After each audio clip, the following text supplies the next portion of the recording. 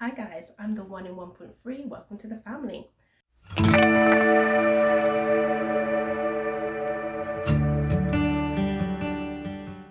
Okay, so in this video, I'm going to be helping you to homeschool your year 1 child. That's a child who's age 5 or 6 roughly. So maybe you're new to home education, maybe you've just taken your child out of school and you're thinking, I have no idea how to teach my child. Try not to be too hard on yourself about what you're doing. Just take your time in order to find your flow, in terms of what it is that you want to do in your homeschool, what it is that your child is into, what their interests are, what your interests are. Remember, homeschooling is about both of you, it's about yourself and your child, but ultimately you are the parent and you make that final decision about what it is that you teach your child. Now, I have a curriculum that I've prepared myself. It's a free curriculum, absolutely free.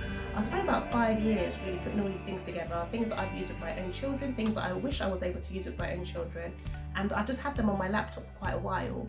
But I just figured out a way to kind of collate it all together, put it into a format that will work for other home educators to help them home educate their child for free or on a budget. On my homeschool curriculum, there are 3 plans: the bronze plan, the silver plan, and the gold plan. This free curriculum is part of the bronze plan, and I'm just going to be talking to you about some things that I have done with my children, some things that I've used with my students, and just some things that I think works better as a home educator than it would do if your child was at school. So here goes. You might need a pen or a paper, and you might need your child at certain points, so you can pause the video whenever you feel like it. Remember, I've also put some timestamps down below, so you can click on the area that you want a bit more information at a later date if you need to. And I've got some notes on my computer as well, so if I'm looking down, it's because I'm looking at my computer. And I also am putting some nail varnish on my nails because my nails just need it. Okay, so let's have a look. Alright, so first things first. The first thing I'd say is year 1 is really about your child reading. I think reading is the foundation for a child in year 1, even earlier. So the quicker you get your child reading, the better that it will be for you. So you need to make sure that you've got a really strong phonics program for your child to help them to learn how to read.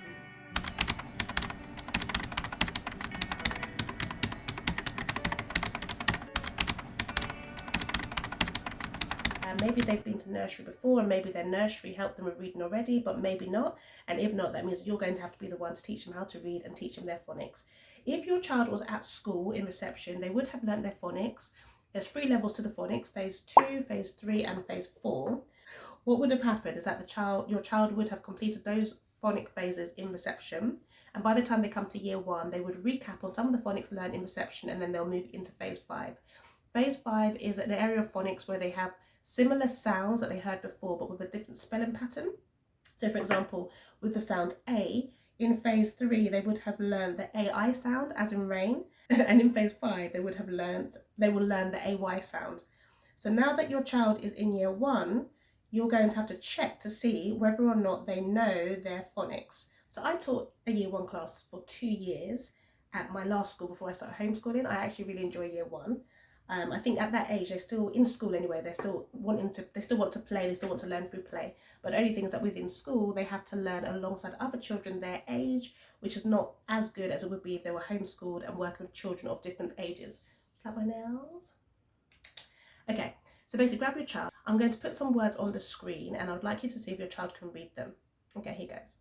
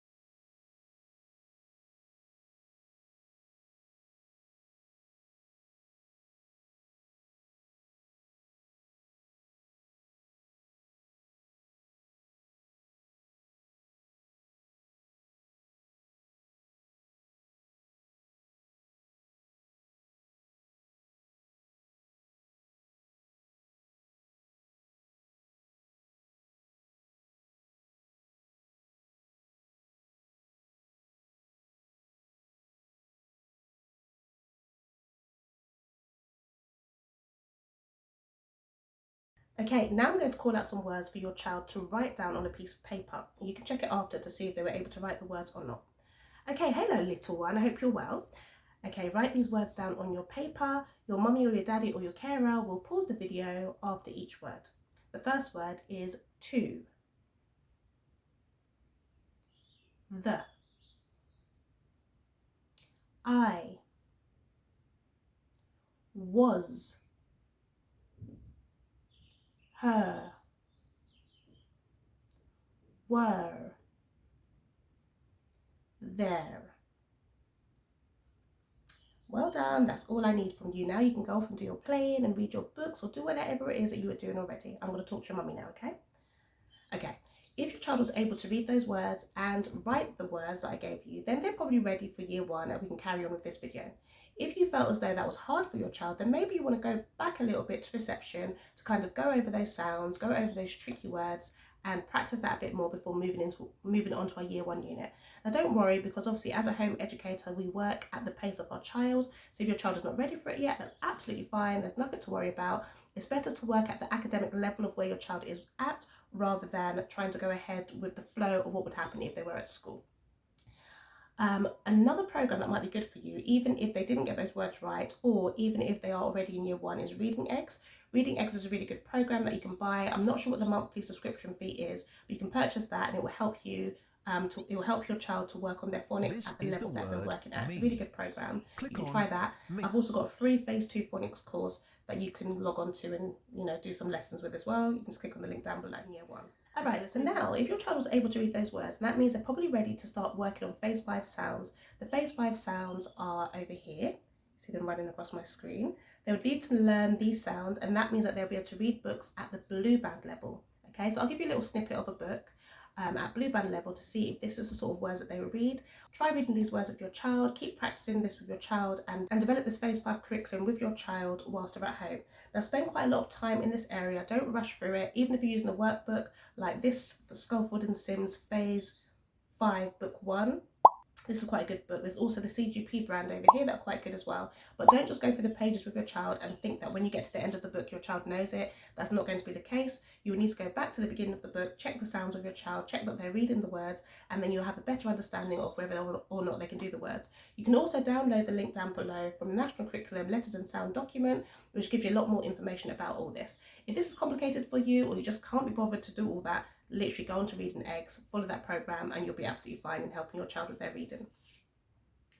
As well as your child reading these books, the blue band book they'd read, once they finish reading blue band books independently, they'll move on to green band books. Green band books are where alternative sounds are introduced. Sounds like C, which makes the S sound, the soft S sound, as in C for city, C for cemetery, or you can have the J, that usually makes the G sound, J for gym, gymnastics, giant. They'll start looking at alternative sounds. Once they can read green band books quite well, you can move them on to orange band books. That's what would happen if they was at school. Remember, as a home educator, you can follow as much as you want to, or you can go off task as much as you want to.